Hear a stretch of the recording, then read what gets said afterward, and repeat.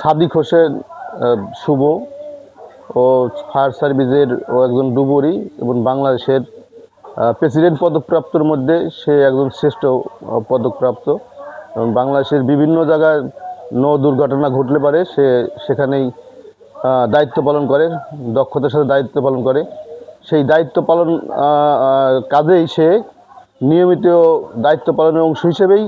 গতকালকে সে নারায়ণগঞ্জের পোর্টে সে ওই পোর্ট এলাকায় কিছু কচুরিপানা ছিলেন, সেই কচুরিপানা পরিষ্কার করতে যাওয়া সে হয়তো লাইফ জ্যাকেট সম্ভবত পরা ছিল না। সে ওই নিচে নামার পরে আর তাকে আমরা পাওয়া যায় নাই গো। অনেক খোঁজাখুঁজি পরে সে 5.5 ঘন্টা পরে তার